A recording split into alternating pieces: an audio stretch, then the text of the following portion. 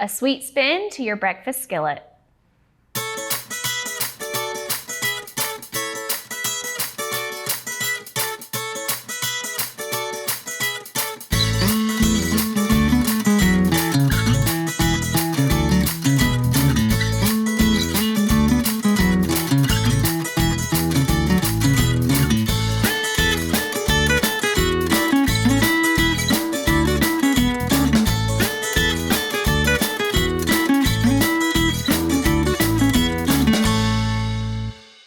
Hey guys, welcome back to At the Table. We are continuing our sweet potato talk. So we talked to Eileen, we got to learn all about what she's doing to teach the kids about sweet potatoes. So today I thought we would make something a little different. And we have great recipes that we are able to eat sweet potatoes actually for every single meal. Breakfast, lunch, dinner, and even dessert like what you guys saw. So this one is a breakfast recipe, and it is going to be a little bit of a spin on what you would think for your traditional breakfast, but it's a great way to incorporate A, those sweet potatoes, but B, lots and lots of vegetables. And that is our key. We want to make sure that we are eating lots of vegetables, and that sometimes can be really difficult at breakfast time. So I thought this would be a great one to try, and especially as we're continuing into our heart month, thinking about our heart health, eating vegetables is wonderful for our body as a whole, but also it's great for your heart as well because of all the nutrients that we get from our different vegetables. So what we're gonna do first, actually we will start with our pan. So we do have bacon in this recipe. Now we don't have a ton of bacon, and this is actually, you could cut down the bacon, the amount that you're using. I did get the lower sodium bacon, so I tried to kind of reduce that, but you could cut down to maybe 2 slices. That would be perfectly okay. There are 4 slices of bacon, which is basically 2 slices per person. This recipe is for 2 people. So keeping that in mind, if you're kind of watching that, you could reduce the amount of bacon that you are using. So while our pan is going to need to warm up, I'm going to move on to our sweet potatoes. We are going to cut those into 1/4-inch pieces. Now I went ahead and I did get all of our skin off, of course, and peeled those. Our recipe didn't necessarily say to do that. I just felt like it would taste better in what we are making. So we are going to just cut these in half. Now be mindful that sweet potatoes are really tough, right? So you're gonna have to really use a sharp knife and use some power behind that blade as you are chopping. And if you do struggle with any arthritis or cutting those, then you can definitely heat those up just a little bit. Put your sweet potatoes in the microwave for 15 seconds or so, and that'll help to soften them. Just be mindful that you need to cook that. If you're gonna put it in the microwave, you need to be cooking it right after you're putting it into the microwave. So we are cutting these into about 1-inch chunks, and we are going to throw these into a food processor to make them into kind of more rice. It's gonna have a rice look.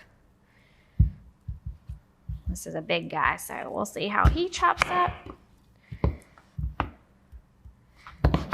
So sweet potatoes are wonderful to have at breakfast because A, they have tons of fiber, which is gonna help to keep you full for longer. So when you're thinking about breakfast, you want something that's gonna keep you full until it's time for your next meal. So with that in mind, trying to pick something that does have that fiber added to it. So our sweet potatoes do have a really good amount of fiber. And of course, like I mentioned earlier, they are loaded with vitamins and minerals, just like a lot of our other vegetables are as well. More specifically, our sweet potatoes, you think about that orange color, and with that orange color is typically vitamin A is what we associate that with. So vitamin A, you get, I think, I'm trying to remember the percentage. It's definitely more than your daily value of what is recommended in a day or needed in a day. You get that in just 1 cup of sweet potatoes. So, like I said, loaded with that vitamin A. It's definitely an excellent source of vitamin A. You're also getting about 64% of your daily value in that 1 cup of sweet potatoes for vitamin C. So we think about vitamin C for kind of boosting that immune system, and you get a lot of that from sweet potatoes as well. Just trying to cut some of our bigger pieces into those 1-inch chunks so that it'll blend up really easily. All right, so I think that's good. Our pan is definitely hot now. I'm gonna turn it down just a little bit. And we're gonna add our bacon.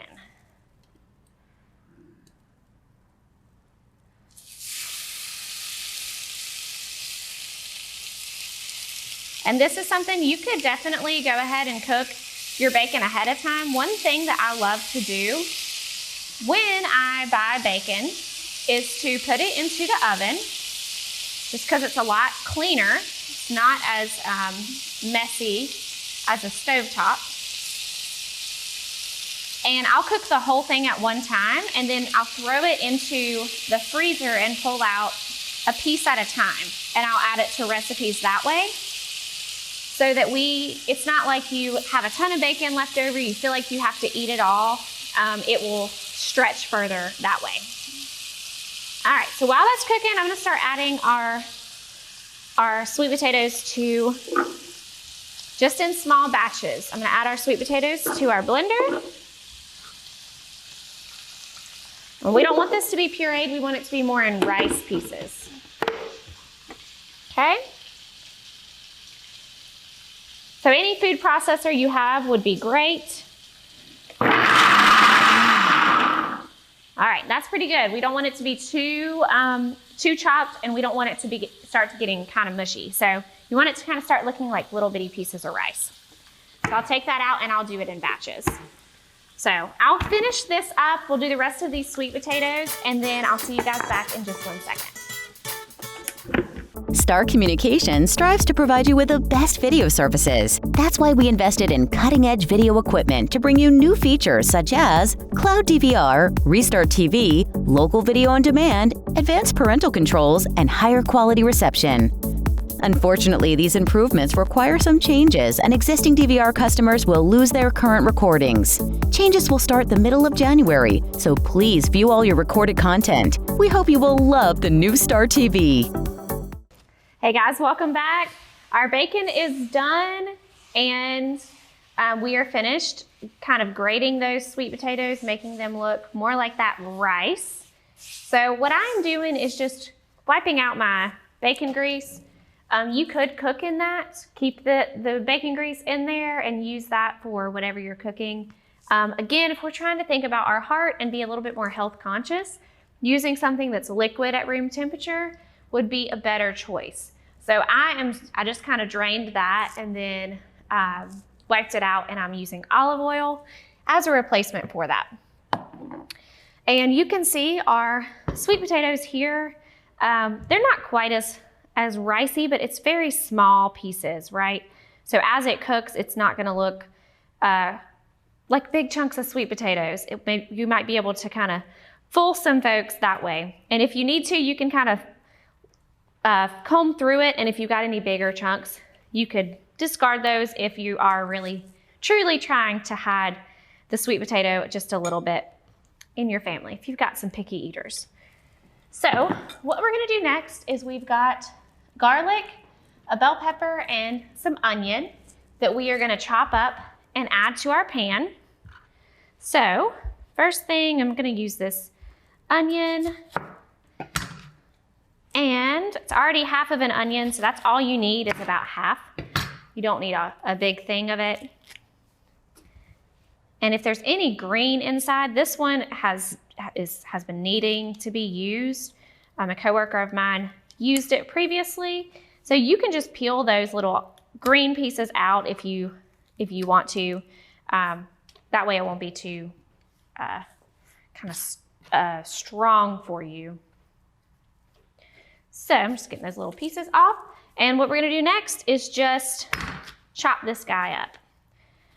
So I always just make those little slits. And I'm just gonna go the other direction and chop it all the way up. And we'll do the same thing with our next one.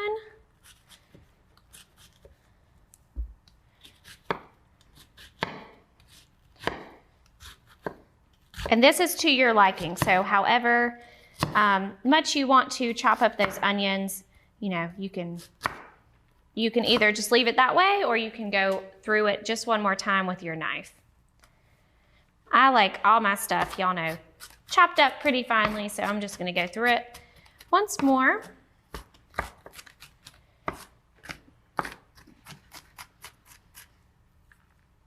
And then we'll do our bell pepper next. We're gonna add all of this at the same time. So your bell pepper, your garlic, and your onion. So with our bell pepper, I always just top it and tail it whenever I'm cutting it. Then I push out that green part in the middle, that top. And then for our middle part, I just go, you've got your membranes on each side, and I just chop it basically around that. Now you can use any color of bell pepper here that you like. And then you've got your seed that you are fully done with. I like colorful peppers. So I also was thinking about the colors of my dish. And it's just like how we talked about those sweet potatoes, the orange in that being really good for your eyes, having that vitamin A that's so good for us. We think about that with carrots a lot. But anything that is orange is also going to have that vitamin A. Same thing goes with any of your colors. So we've already got something orange, so I probably wouldn't use an orange bell pepper here. Instead, I'm gonna use a red or a green or a yellow, just for that color variety, and that helps to add variety to the nutrients that is in my dish as well. So we are just chopping this all up. And this is just how I like to cut it. Our recipe did call for a large bell pepper, so you may have noticed my bell pepper was pretty big, the one that I purchased. But, you know, if you had two smaller ones, that would definitely be good too. And then you could even do two different colors as well.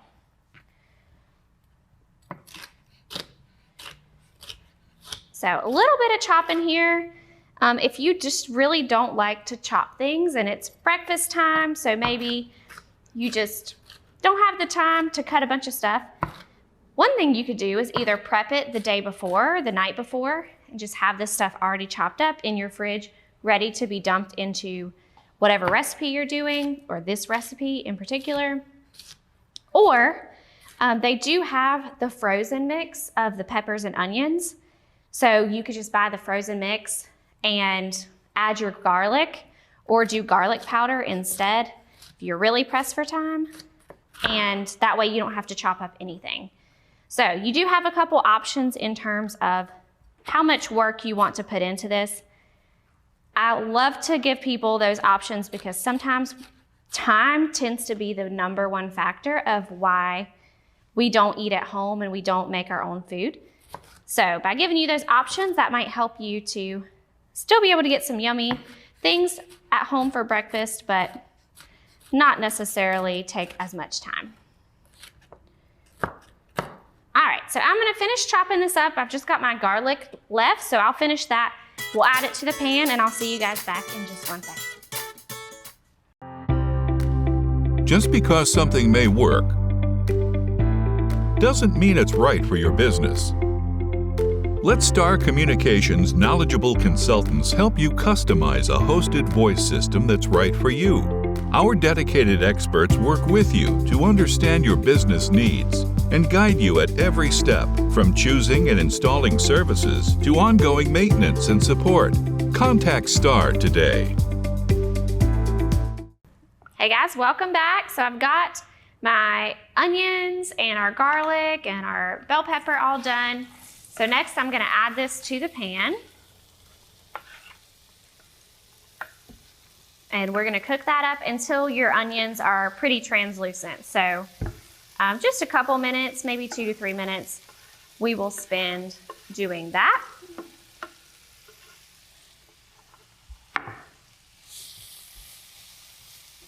You can hear it, oh, it smells so good. Hear it sizzling in that pan.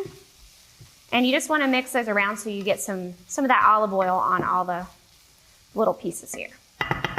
I've got my stovetop set to about medium to medium high heat. All right, so we'll let that cook. While it's cooking, I'm gonna do our green onions next. And this, you want about 1/4 cup of green onions to just drizzle. I think I'll just do 3 stalks. And usually I try to look, I did rinse these first. I try to look to see if there are any pieces that look kind of raggedy or just they don't look really good and they're not looking quite as fresh as the rest of it. Then I will definitely just go ahead and peel those right off. But we're just gonna chop these into smaller pieces. So I like to just line them up and then kind of grab them with my fingers and slowly begin to chop it. You wanna make sure your knife goes all the way through because with green onions, they can kind of stick together a little bit as you're chopping. Calls for about 1/4 cup of green onions. Now, depending on what I'm doing with green onions, I will use the bottoms as well, all the way to that white piece. It just depends on what I'm gonna use it for, but I like the bottoms just as much as I like the tops. If I'm using it more for a garnish, I usually don't add the white part because it does have more of that oniony, like a white onion flavor. So it's gonna be a little bit stronger. So just base that off of what you are using it for, what you're gonna be putting your green onions in. If it's more of a garnish, stick to those green tops. If you're gonna be cooking it in a stir fry or something, then you could use the whole entire green onion. I'll save those. So just gonna push that to the side. Let's check on our onions and peppers over here, see if our onions are starting to get translucent. And they are. They're kind of starting to, you can see they're starting to get more clear to where they're about ready. So what we're gonna do next is add in our sweet potato rice. So we've got that all here.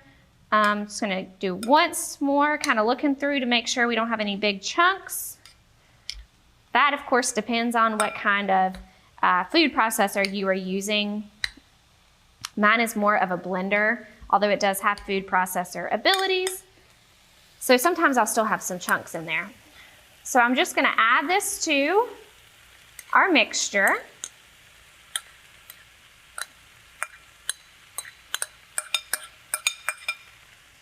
I'm gonna set that to the side. And we're gonna cook this for about 4 to 5 minutes. So you want it to be soft, but you don't want your sweet potatoes to get to a mushy point. Same thing as rice, right? You want it to be soft and edible, but you don't want it to turn into mush. So I am gonna add just a little bit more olive oil. Our recipe called for about 1 tablespoon, and I definitely didn't add that much to begin with. You can always adjust. So definitely a great idea to put a little bit in your pan, maybe half the amount that you need. And then as you are cooking, you can add just a little bit more if it starts to look a little dry or just needs a little bit more oil. So I'm just right now trying to make sure that we are getting all of that coated with that oil. And that's gonna have to cook for, like I said, 4 to 5 minutes. So it's gonna take a little bit to do that. We are also, last thing we're gonna add is some soy sauce. I prefer to use the low sodium soy sauce as an option. The recipe that we have calls for coconut aminos. That has become very popular just because people think it's gonna be a healthier option. those coconut aminos does have some sugar. So keeping that in mind, you're trading sodium for sugar. Not saying one is better than the other necessarily, but don't buy coconut aminos just because you think it's going to be a healthier option. It's pretty much the equivalent. So just keeping that in mind, and I think it does still have a good amount of sodium added to it as well. And it's typically a lot more expensive. So when we're talking about cost, you want to weigh all of those factors as well. Always read your labels, because your labels will tell you if something is a better buy or not. So we're going to let this finish up. We're going to take a quick break, and we will see you guys back in just a second to finish the rest of our skillet.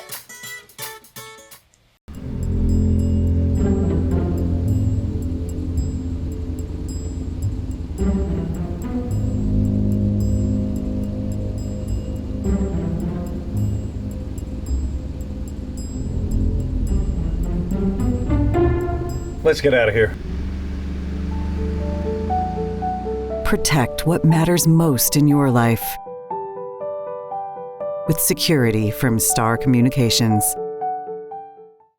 All right, guys, so our sweet potatoes are looking good. They are getting nice and done without getting too mushy. Remember, that's our goal here. I'm going to turn it down just a little bit while I get to our eggs next. And I'm going to push this to the side so that we have a little spot for our eggs to go. Best thing about this is it's all one pan, so we don't have to use multiple things as we're cooking. So I'm going to do my eggs next, and just going to crack it. And our key here is to crack on a flat surface.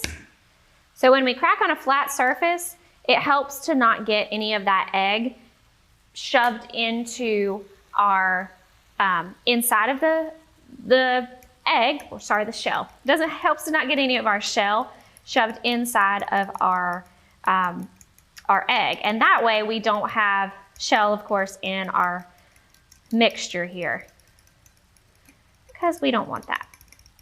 So we always want to crack on a flat surface. I know a lot of people will crack on the side of the bowl. That's not actually the best practice, so just keeping that in mind.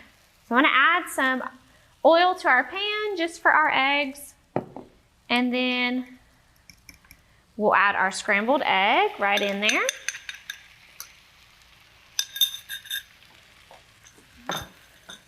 And I'll let that just cook for 2 to 3 minutes. You know, of course, once it starts to look done, we will start to mix that all up.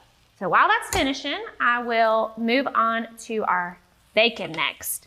So we are going to chop up our bacon and get that into those smaller pieces. Now, if your bacon's pretty crisp, you probably don't even need to do this with a knife. That is more a personal preference, so how done you like that bacon, of course.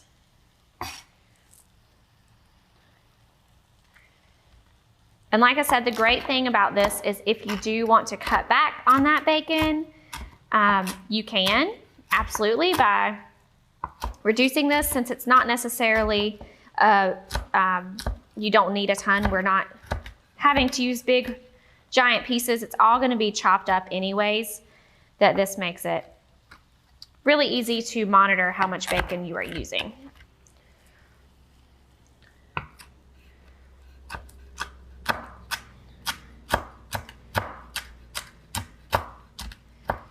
So it's everything in moderation, guys. You know, trying to choose a healthier option is going to be your key. So if you can, when you're purchasing something like bacon, choosing that lower sodium choice, just making those small changes. It does not mean that you have to cut out bacon forever or anything like that. We love those options of still being able to enjoy the foods that we love while making healthier, smarter choices. So that is going to be our key here. You can see our egg looks good, so I'm going to mix that all in there as well. And if you wanted a little extra eggs, you could absolutely add those in. I really feel like this is a lot of food for just 2 people. So if you wanted to adjust some of this so that you could maybe feed 3 or 4, add a few extra eggs in there and you are good to go. All right, so we're gonna add our bacon and then we'll garnish with that green onion last. So we'll just add that and mix it all in. It smells delicious. I think other things that would be really good for this dish, I love avocados, especially for breakfast. So even adding that, putting this in a bowl and making it more of like a nice little breakfast bowl that you're gonna eat, and adding something like avocados to it for just that extra healthy fat that just kind of makes it really savory and delicious. That would be good. You could add something like cheddar cheese or really whatever you enjoy to this dish. It's very versatile to make it your own. So just gonna sprinkle some of our green onions here. We might not use all of them. You don't want it to be overwhelmed with those green onions. So I think that looks pretty good and it is done. I mean, this was a quick, pretty easy recipe for you to make. Like I said, there's a lot of really easy ways for you to make this so that it can be done ahead of time and not have to, well, not quite done fully ahead of time, but at least reduce the amount of time that you're spending in the kitchen in the morning. If you went ahead and had all of this stuff prepped and chopped, it would be just a matter of throwing it all into your pan and cooking it. So shouldn't take too terribly long. I would say maybe 10 minutes tops if you were just doing the pan method. So this is a great way for you to find a way to get those sweet potatoes in, include some vegetables in your breakfast that will help to keep you full throughout your entire day, as well as getting that fiber, some really great vitamins and minerals in.